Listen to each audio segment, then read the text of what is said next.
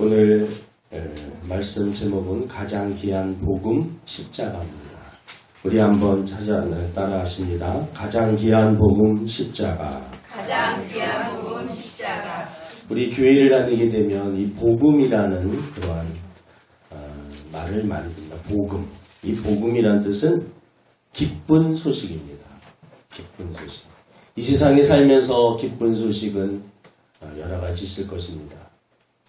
어떤 사람이 만약에 로또를 샀는데 번호를 맞춰봤는데 그 번호가 6개가 맞아서 27억, 20억, 30억이 하루아침에 들어온다. 요즘에 돈이 너무나 소중한 시대에 이보다 더 기쁜 일이 어디 있겠습니까? 어떤 사람이 암 검사를 받았는데 사람들이 이거는 암일 가능성이 높다라고 막 얘기를 했는데 검사 결과가 딱 나왔는데 이거는 암이 아닙니다.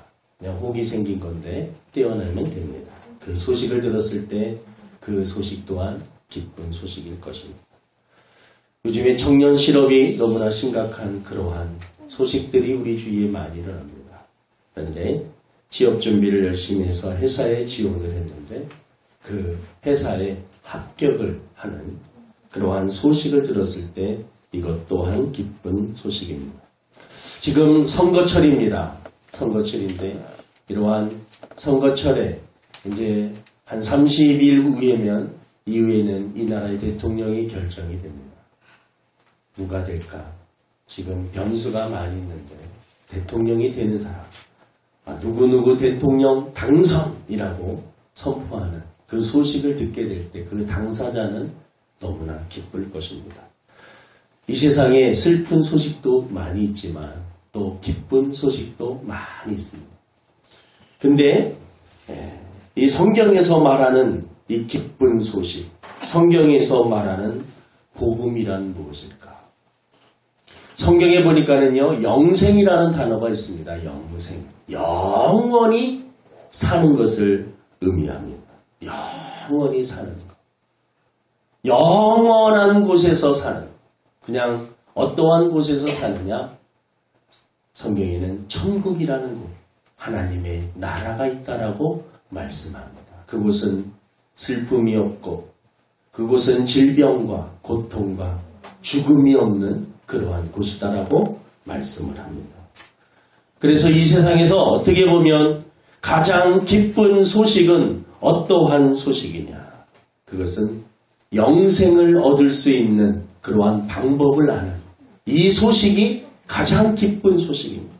영생을 얻을 수 있는 이 방법, 어떻게 보면 조금 표현이 그런지 몰라도 천국을 갈 수 있는 그러한 방법, 천국에 갈 수 있는 티켓, 그것은 무엇인가?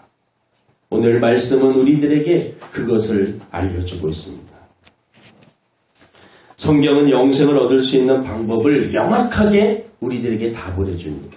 우리들이 너무나 잘 알고 있는 요한복음 3장 16절 말씀은 하나님이 세상을 이처럼 사랑하사 독생자를 주셨으니 이는 저를 믿는 자마다 멸망치 않고 영생을 얻게 하려 하시니라. 예수님을 믿는 자는 멸망치 않고 영원한 생명을 얻게 된다라고 말씀하고 있습니다. 요한복음 17장 3절에 보니까 영생은 곧 유일하신 참 하나님과 그가 보내신 예수 그리스도를 아는 것입니다. 참 하나님과 예수 그리스도를 아는 것이 바로 영생이라고 말씀을 하고 있습니다. 여러분, 이 세상에서 가장 기쁜 소식은 바로 이 영생을 얻을 수 있는 방법인데 그 영생은 예수님을 통해서 얻을 수 있다라는 것입니다. 그럼 우리는 예수님은 도대체 어떠한 분이시길래 예수님을 우리가 믿으면은 우리들이 영원한 천국에 갈 수 있단 말인가? 라는 것이죠. 우리가 너무나 잘 알고 있는 것 같아도 말씀으로 다시 한번 되짚어보며 우리들이 예수님은 어떠한 분이신가? 예수님은 어느 날 갑자기 그냥 목수의 아들로 태어나신 분이 아닙니다. 그분은 구약의 약속대로 예언됐던 그분이 이 땅에 오신 것입니다. 이사야 선지자는 예수님이 오시기 전에 800년 전에 활동했던 선지자입니다. 그러니까 예수님이 오시기 전에 800년 전에 어떠한 예언을 했느냐. 예수님이 처녀의 몸에서 잉태될 것을 예언했습니다. 이사야 7장 14절에 보니까 주께서 친히 징조를 너희에게 주실 것이라. 보라, 처녀가 잉태하여 아들을 낳을 것이요 그의 이름을 임마누엘이라 하리라. 이것은 이사야 선지자가 800년 전에 예수님이 이 땅에 처녀의 몸으로서 처녀의 몸에서 잉태될 것을 예언한 말씀입니다. 미가서 5장 2절도 마찬가지입니다. 미가도 예수님이 오시기 전에 몇백 년 전에 활동했던 선지자입니다. 그는 예수님이 베들레헴에서 탄생하실 이 장소까지 정확하게 베들레헴 에브라다야 너는 유다 족속 중에 작을지라도 이스라엘을 다스릴 자가 내게로 나올 것이라. 그의 근본은 상고의 영원에 있느니라. 이사야 53장은 바로 예수님이 이 땅에 오셔서 우리를 위해서 고난을 받으실 것을 예언하고 있습니다. 그가 찔림은 우리의 허물 때문이요 그가 상함은 우리의 죄악 때문이라. 그가 징계를 받음으로 우리는 평화를 누리고 그가 채찍에 맞음으로 우리는 나음을 받았도다 라고 말씀을 하고 있습니다. 예수님은 우연히 이 땅에 오신 그러한 분이 아니라 창세기 3장 15절에 예언했던 것처럼 여자의 후손으로 이 땅에 오실 것을 예언하고, 성경에 보니까요 아담과 하와가 타락을 하였을 때 하나님의 먹지 말라고 하는 선악과를 따먹었을 때 하나님께서는 어린 양을 잡아서 그들에게 옷을 만들어 주었습니다. 어린 양을 잡았다라는 것은 피를 흘렸다라는 것입니다.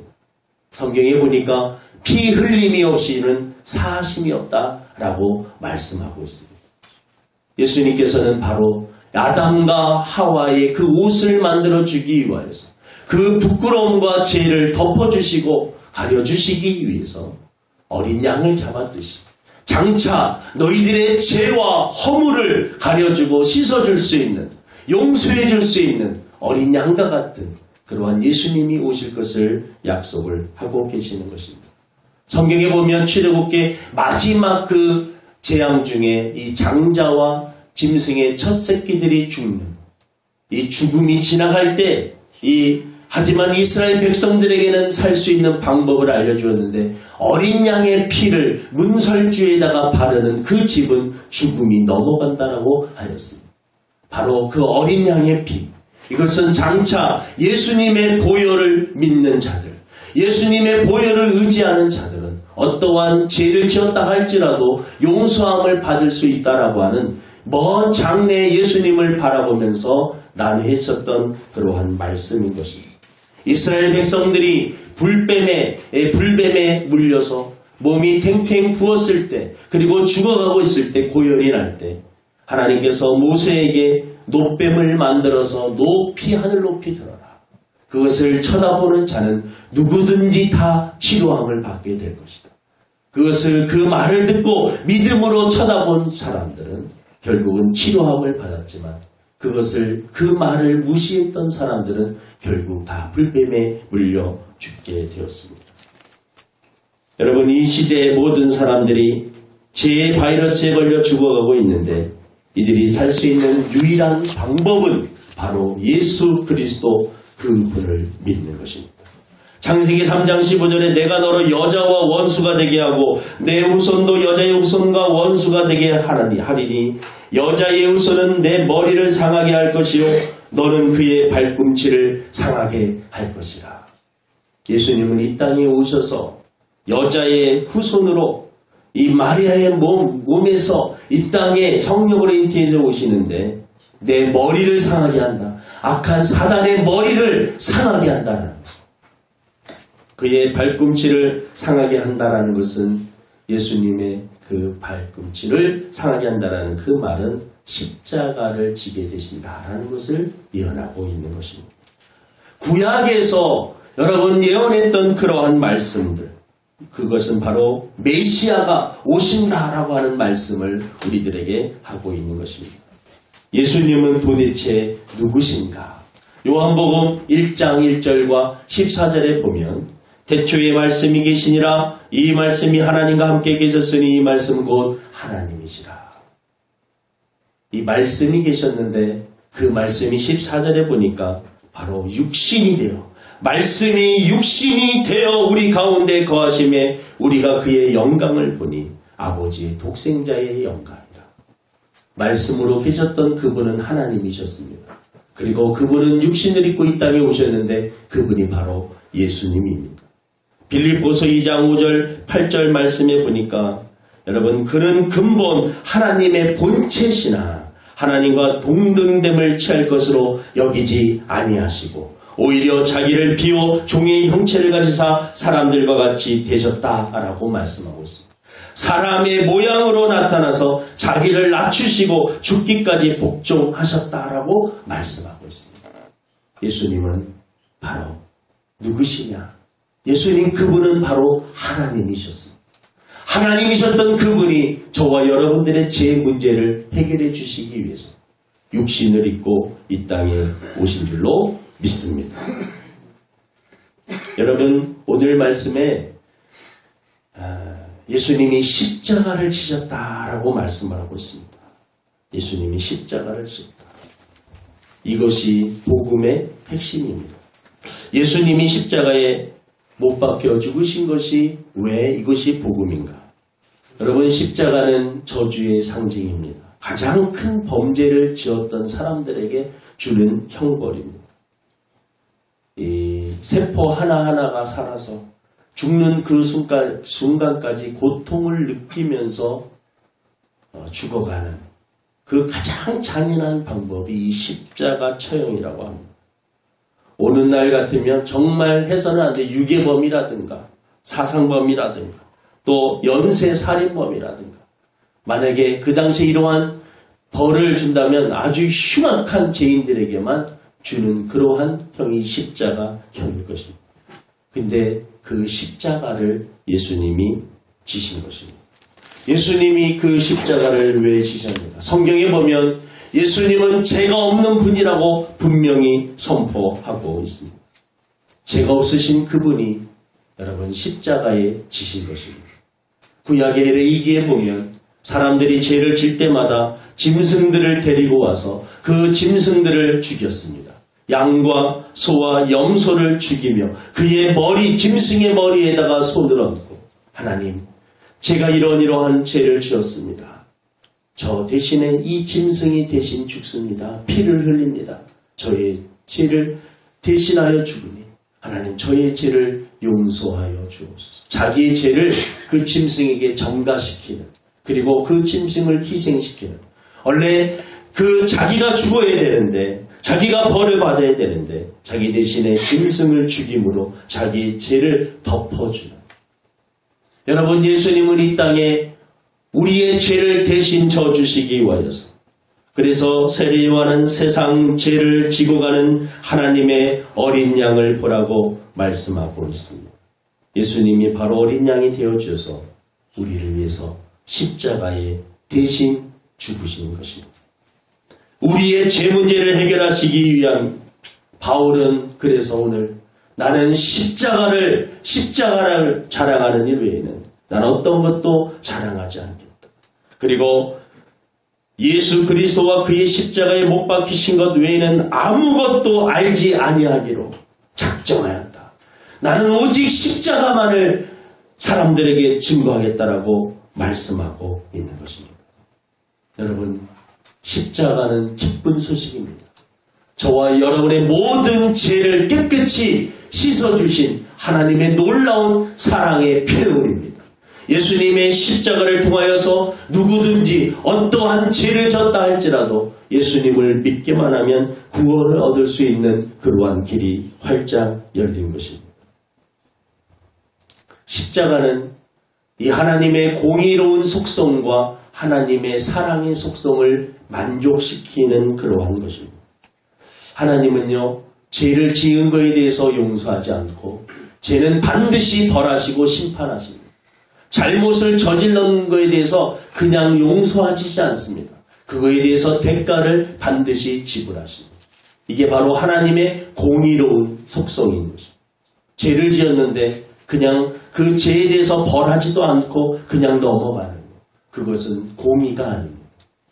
하지만 하나님은 이 공의로운 속성만 있는 것이 아니라 하나님은 사랑의 속성도 가지고 계십니다. 하나님은 저와 여러분들을 너무나 사랑하셔서 우리 인간이 죄를 지음으로 영원히 형벌을 받을 수밖에 없는 그러한 상태가 되었는데 우리 인간을 어떻게 하면 구원할 수 있을까? 하나님께서 생각하신 그러한 방법은 하나님의 공의로운 속성과 사랑의 속성을 만족시키기 위해서 죄진자는 반드시 사망, 죄의 싹슨 사망이라고 했는데 죄에 대한 심판과 형벌을 줘야 되는데 우리 인간에게 주지 않고 그 형벌을 예수님에게 하나님의 독생자 아들 예수님에게 대신 그 값을 지불하게 하신 것입니다. 아들이 이 땅에 보내시고 그 아들을 인간들의 죄 때문에 다시 이 죄 때문에 그 죄 문제를 해결하시기 위해서 십자가에 못 박히게 하신 것입니다. 왜냐하면 그래야지만이 우리 인간이 살 수 있기 때문에 그렇습니다. 여러분, 하나님은 저와 여러분들을 사랑하시기 때문에 아들이 십자가 위에서 엘리 라마 사막다니 엘리 라마 사막다니 나의 하나님 어찌하여 나를 버리셨나이까 라고 하는 그러한 예수님의 그러한 아들의 그러한 음성 그러한 호소 앞에 침묵하시면서 아들이 죽어야지만이 우리가 살기에 예수님은 침묵하신 것입니다.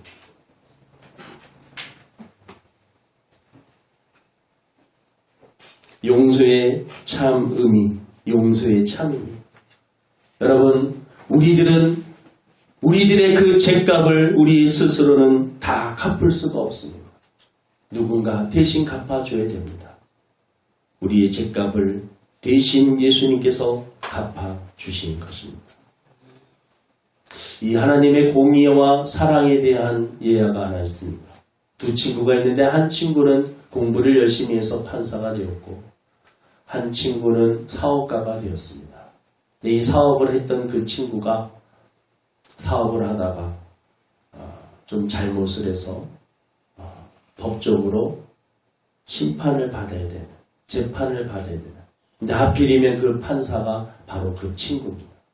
판사가 그 친구를 조사해 보니까는요, 너무나 큰 잘못을 했어요.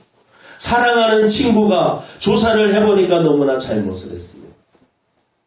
판사 친구가 그 사업가 친구에게 재판을 해서 그 결과를 발표를 합니다. 최고 벌금형, 많은 액수의 벌금형을 그에게 구형을 합니다. 여러분, 그 판사 친구가 얼마나 배신감을 느끼겠습니까? 자기 친구인데 그래도 자기를 용서해 줄 줄 알았는데 감옥은 가지 않고 벌금형으로 어마어마한 돈을 탁 구형을 내렸습니다. 그리고 나서 마지막 그 판사가 하는 말이 그 돈은 제가 갚겠습니다. 여러분, 벌은 그 사람이 사업급을 했던 그 친구가 너무나 잘못을 저질렀기 때문에 벌은 주어야 됩니다. 그래서 벌금형, 최고형의 벌금형을 내렸지만 또 사랑하는 친구에게 자기가 희생해서 자기가 그 벌금을 대신 내주겠다라고 말하고 있습니다. 여러분, 하나님의 공의와 사랑은 바로 십자가를 통하여서 만족된 것입니다. 그 친구는 풀려나게 되고 기독교의 복음은 바로 이러한 내용입니다. 저와 여러분들이 영원히 죽을 수밖에 없는 그러한 형벌을 받을 수밖에 없는 저희들. 하지만 하나님께서 저희들에게 영생이라는 천국이라는 선물을 주시기 위해서 하나님께서 구원하신 그 방법은 십자가입니다. 하나님이셨던 그 예수님, 말씀으로 이 세상을 창조하셨던 그 예수님을 이 땅에 육신을 입고 보내셔서 십자가에 우리 죄를 대신하여 죽게 하시고 그를 믿는 자들마다 다 구원을 받게 하셨습니다. 우리 찬송가 144장 우리 1절을 부르시면서 말씀을 마치려고 합니다. 우리 찬송가 144장 1절을 우리 말씀을 생각하시면서 한 장 부르겠습니다.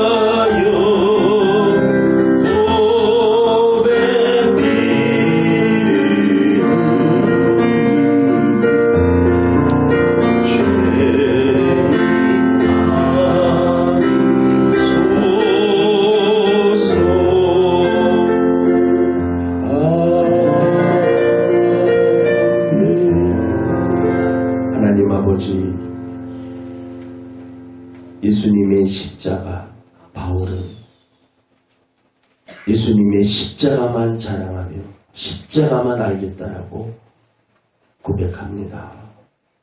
십자가는 저주의 상징인데 그 저주의 상징인 십자가에 예수님이 달리신 것은 예수님이 죄가 있어서가 아니라 우리의 죄, 나의 죄를 깨끗이 씻어주시기 위해서 십자가에 못 박히신 것입니다.